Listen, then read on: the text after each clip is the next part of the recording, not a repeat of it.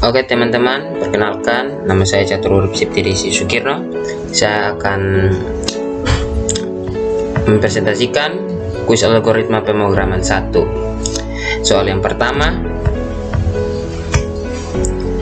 jelaskan struktur program C++. Oke, struktur program C++ terdiri dari sejumlah blok fungsi, di mana setiap blok fungsi terdiri dari satu atau beberapa pernyataan yang akan melaksanakan tugas tertentu. Dan di sini ada sebuah contoh struktur C++.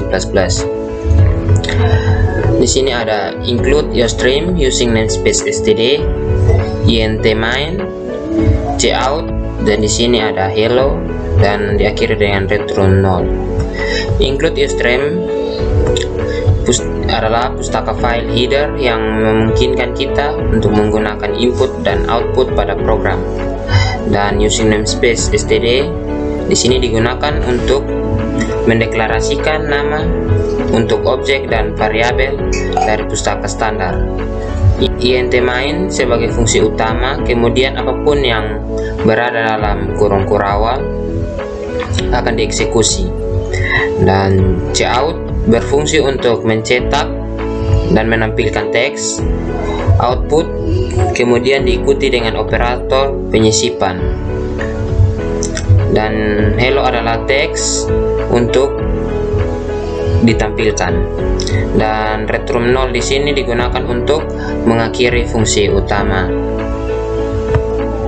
Oke, kita lanjut ke nomor yang kedua. Di sini jelaskan sertai contoh syarat-syarat penamaan variabel. Oke, dan syarat yang pertama, pengenalan harus di awal dengan huruf A besar sampai huruf Z dan A kecil sampai Z, atau karakter garis bawah diawali dengan underscore. Dan di sini saya sudah menyiapkan contohnya, yaitu string dengan variabel nama dengan huruf besar di bagian depan, dan umur dengan diawali dengan huruf kecil, dan tinggi diawali dengan underscore. Dan ini contohnya. Oke, kita lanjut ke syarat yang kedua. Oke teman-teman, dan ini untuk syarat yang kedua, tidak boleh ada spasi kosong jika menginginkan jarak antara kata untuk menggunakan penghubung tanda garis bawah atau underscore. Dan di sini sudah terdapat contohnya, tinggi underscore badan. Dan ini kita lihat tinggi underscore badan sama dengan 180. Dan kita lanjut ke syarat selanjutnya.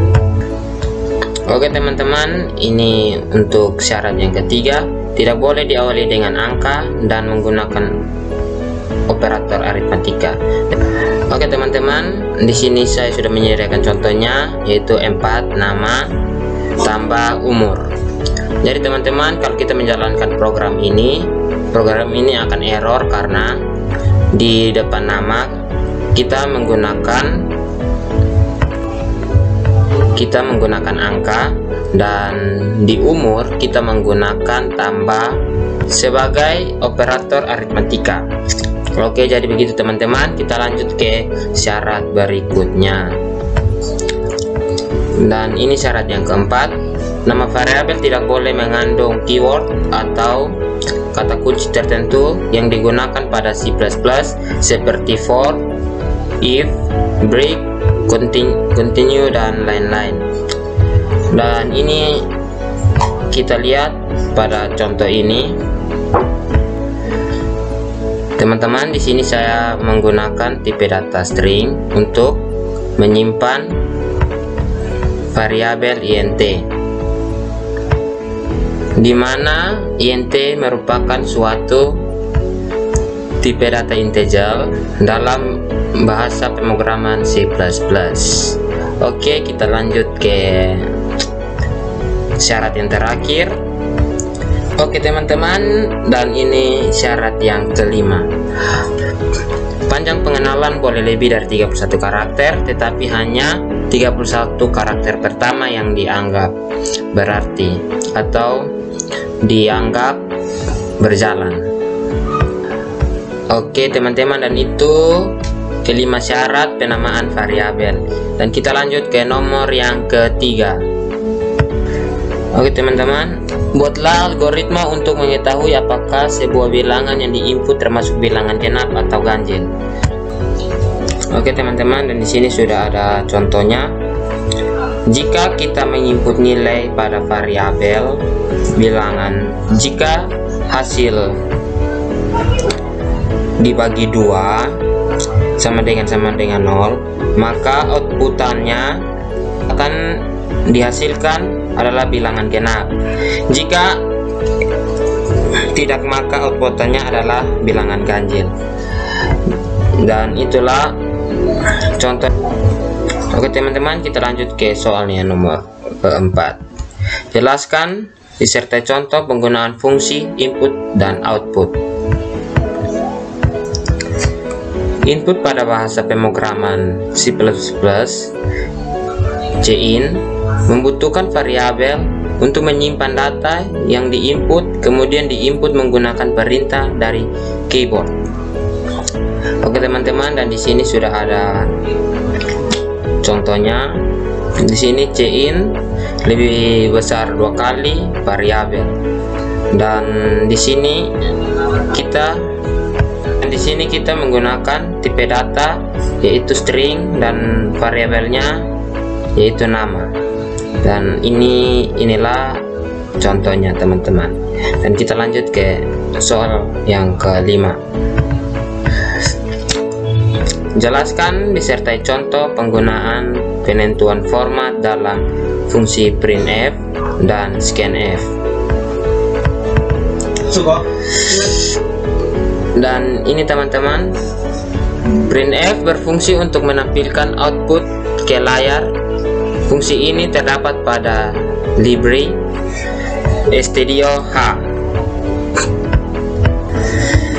Printf dalam kurung format, dan format ini adalah sebuah teks string untuk ditampilkan, lalu tanda titik-titik ini berisi sebuah variabel atau nilai untuk ditampilkan berdasarkan format yang diberikan pada teks, dan teksnya itu adalah format.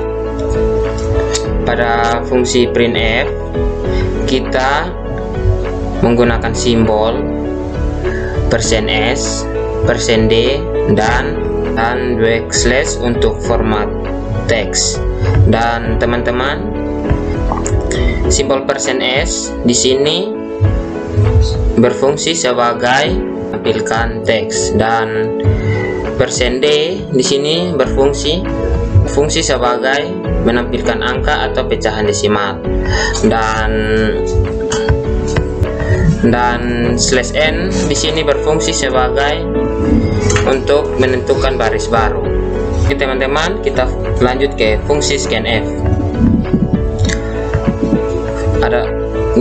Fungsi scanf adalah fungsi untuk mengambil input dari keyboard, dan ini struktur dasar dari fungsi scanf.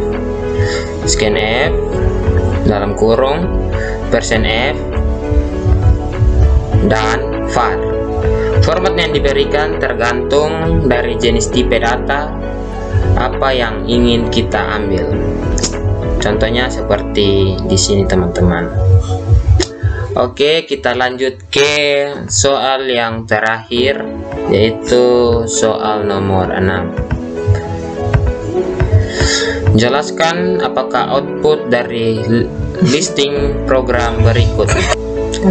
Oke teman-teman, dan ini adalah strukturnya atau programnya. Dan di sini teman-teman, seperti teman-teman lihat, output yang pertama di sini akan menampilkan nama Rini, dan untuk output yang kedua ini akan menampilkan nama Bayu. Oke, sekian dari